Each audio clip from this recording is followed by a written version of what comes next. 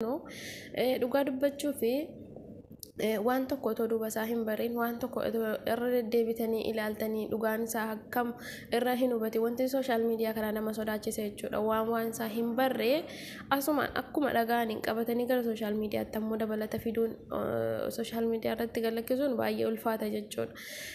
Kanaaf hanga tokko egaa akkuma viidiyoo jalqabaa irratti argitan wallabbee gidduu artistii gidduu kana haadha manaa isaa irratti gocha suuqanneessaa gocha ilma namaatiin hin jirre gocha sammuun namaa yaadu takka raawwatee hin beekne jechuudha. Keessumatti immoo nama islaama ta'ee jechuudha. Egaa kana jedhanii dubbachuudhaaf baay'ee tokko namatti ulfaata. Waan irraa hin beekne tokko irraa dubbachuun baay'ee namatti ulfaata. Haa ta'uutii garuu obboleessi keenya Taajuu Shurrubbee kun otoo waan tokko haadha keetirraan gahii haadha kee ajjeesii yookaan immoo obboleettii kee ajjeesii jedhameeni jechuudha. Harki isaa ol fudhatee hin ajjeesu mustahiil waan akkasiitti hin galu jechuudha. Maaliif warri isaa kun jaalallee isaa yeroo dheeraa akka taate hin beekne jaalallee isaa ganamaa akka taate hin beekne jechuudha. Maaliif adda bahanii jiraachuun eega wal hin feene eega wal hin barbaanne eega wallabbeen gidduu jiraa kun immoo jaarsaanis maaliinis hiikamuu hin dandeenye eega ta'eeti maaliif adda bahanii jiraatan? Hundi namaayyuu adda bahee amma fakkeenyaaf artist Shaarmaark yoo fudhattanii jechuudha haadha manaa isaa wallabbee haadha manaa isaatiin gidduutti argaman rakkoon irra gahullee jechuudha nagaadhaan wal biraa deemanii jiran jechuudha.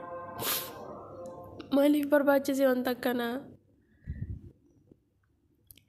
Ilmoon namaa nuti shamarran jechuudha haadha keenya abbaa keenya caalaatti abbaa manaa keenya yookaan immoo abbaa warraa keenya amanna jechuudha.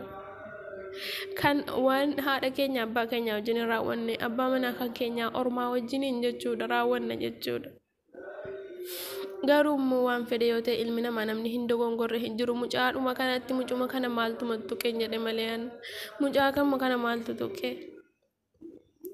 Maaluma gidduu jaraa seena namni seexaana fakkaatee namni gidduu namaa seena jechuudha. Seexaana jedhama malee silas kan jedhamu seexaanni gidduu keessan seena gaafa jedhamu seexaanaa miti baraa namuma seexaana fakkaatee gidduu namaa seena jechuudha. Namni jireenya namaa akka gaarii jiraachuu hin jaallatu. Jireenya namaa bareeda jiraachuu namni hin jaallatu. Hinaaffaatu jira. Gaafa akkaataa amantaa Islaamaatiin yaa ilmoo shamarranii uffannaa akka gaariitti uffannaa bal'aa uffadhu fuula keetti hidhadhu eega keessumatti immoo eega heerumtee kaatee shamarran tokko jechuudha. Sooshaal miidiyaa irratti akka barbaadde footoosii gallakkisuun hin danda'amu. Heerumtee heerumuu baatte shamarran akka diinii Islaamaatti akka amantaa Islaamaa tokkotti jechuudha. Footoo akka hin taane kanaan haala shamarran Islaamaa hin ilaallanne kanaan footoo feesbuukis ta'e waan fedhe irratti yoo ta'e gallakkisuus hin dandeessu jechuudha. Maaliif mee waan tokkoon isin gaafadha yaa jamaa rabbiin maaliif bareechee nu kallaqee ka'ee nu shamarran jechuudha akka fedhetti bareechee nu kallaqee ka'ee deebisee moo of sataraa of dhoskaa maaliif nuun jedhe mee bakka kana qofatti natti himaa? Mee maaliif of dhoksaa nuun jedhe nuti nama kallaqamne nama uumamneef qabna jechuudha. Shamarran tokko akka Islaamaatti babbareeduun akka feetetti uffattuun abbaa manaa isii qofaafi. Garuu immoo haalli warri artistii Taajuu kun itti feesbuuk irratti ilaalaa turretti jechuudha haalli baay'ee tokko ulfaataadha jechuudha. Kun ta'uu hin qabu. Maaliif jennaan tokkoffaa ijjumti namaa iyyuu jireenya namaa diiguu danda'a. Iji namaa waan jedhamu kun namni qallaaliitti ilaala jechuudha. Iji namaa wanti jedhamu kun jireenya namaa miti jechuudha. Iji namaa namni bakkeedhaa namatti naafu afurri namni bakkeedhaa namatti baafatu jireenya namaa diiguu danda'a jechuudha.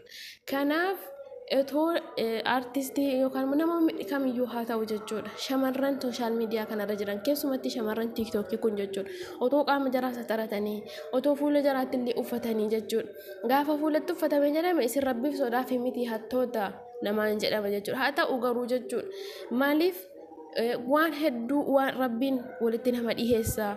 Inni lammaffaa immoo namnis bakka itti nama argee jaartii nama jalaa janu hin qabu. Dhiirri tokko bakka itti argame eessatti argame yeroo laaltan jechuudha bakka itti argu hin qabu.